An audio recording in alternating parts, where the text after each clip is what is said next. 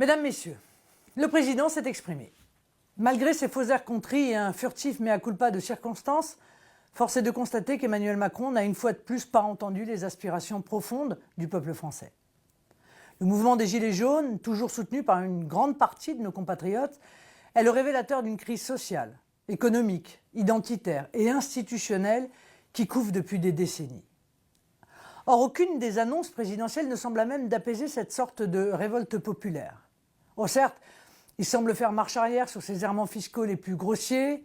Les mesures fiscales qu'il abroge ou atténue sont celles qu'il avait lui-même prises, comme la fiscalisation des heures supplémentaires, décidée quand il était aux côtés de François Hollande, comme l'augmentation de la CSG sur les retraités, qui était une mesure phare de son début de quinquennat, et bien sûr comme l'augmentation de la taxe sur les carburants.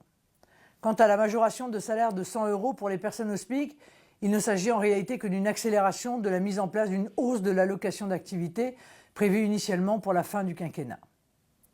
Or, contrairement à ces affirmations, il ne s'agit nullement d'une augmentation de salaire, car elle n'entre pas dans le calcul de la retraite. À l'heure où l'exécutif est confronté à une crise de confiance, le côté déloyal de cette annonce va choquer à juste titre les Français. En clair, les annonces présidentielles peuvent se résumer ainsi: on ralentit sur les mesures fiscales les plus voyantes, on accélère sur quelques mesures sociales, mais surtout on ne change rien. En outre, il n'a pas dit un mot du financement de ces annonces. Plutôt que de taper toujours sur les mêmes, je pense par exemple à nos armées qui depuis longtemps servent de variable d'ajustement budgétaire, je lui suggère de lancer la taxation des GAFA, de supprimer le CICE pour les grands groupes, cadeau qui n'a jamais créé un emploi, d'augmenter le taux de la flat tax qui concerne nos compatriotes les plus riches ou encore d'annuler l'augmentation ininterrompue de notre contribution à l'Union européenne, 1,5 milliard de plus cette année et 1,5 milliard de plus l'année prochaine. Comme vous, mes chers compatriotes, je me dis que malgré la solennité de cette allocution présidentielle, rien ne va changer. Aucune mesure pour faire cesser les privilèges des grands groupes mondialisés, aucune mesure contre les abus infligés par les banques et les assurances aux particuliers et aux petites entreprises, aucune mesure pour nos agriculteurs. Pas davantage, nous avons entendu la moindre remise en cause des orientations des futures réformes des retraites et de l'assurance chômage, réformes qui pourraient dès l'année prochaine mettre une nouvelle fois à mal notre modèle social.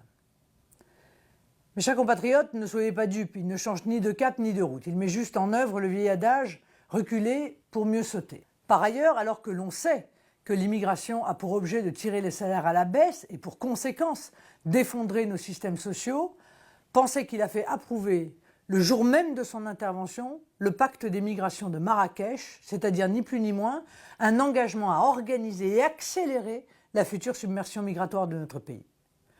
Je lui demande solennellement de renoncer à la ratification de ce texte le 19 décembre à l'ONU.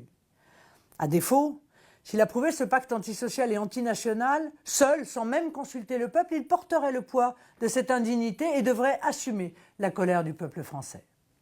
Hier, Emmanuel Macron a non seulement manqué l'occasion de donner un tournant social à son quinquennat, mais il a aussi pris une décision grave pour notre pays. La vérité, c'est qu'il est prisonnier de sa logique, ou devrais-je dire, de son idéologie mondialiste à laquelle visiblement il ne veut ou il ne peut renoncer. Sa vision d'une société planétaire l'amène à considérer que les nations et les peuples doivent disparaître dans un ensemble mondial où chacun pourrait commercer à sa guise. C'est cet objectif qui le pousse, avec l'Union européenne, à organiser un libre-échange total, à faire disparaître nos frontières protectrices, à laisser se généraliser la concurrence déloyale, à privilégier les grands groupes sur les petites entreprises enracinées sur nos territoires. Il le fait sachant que cette logique aboutit à la fin de la France et à l'asservissement économique et social des Français. Et contrairement à ce qu'il dit, il n'a pas hérité de la situation il y a 18 mois. Il en est le continuateur. Actif sous François Hollande, il est lui-même personnellement responsable depuis 5 ans et 18 mois. Et tous ses ministres sont issus du système UMPS que nous dénoncions, un système qui a pris le nom de La République en marche. Emmanuel Macron, ce n'est définitivement pas le nouveau monde, mais bien une fin de cycle. Il est l'ultime représentant d'une oligarchie que les Français ne supportent plus et à laquelle, en revêtant un gilet jaune, ils disent « Nous sommes le peuple, nous voulons reprendre le pouvoir que vous nous avez confisqué depuis des décennies ». Face à un pouvoir sourd et aveugle qui continue de mépriser les Français, face à un pouvoir muré dans ses folies idéologiques, face à un clan de privilégiés qui brade le pays pour servir ses intérêts, la crise de confiance ne va sans doute pas s'éteindre.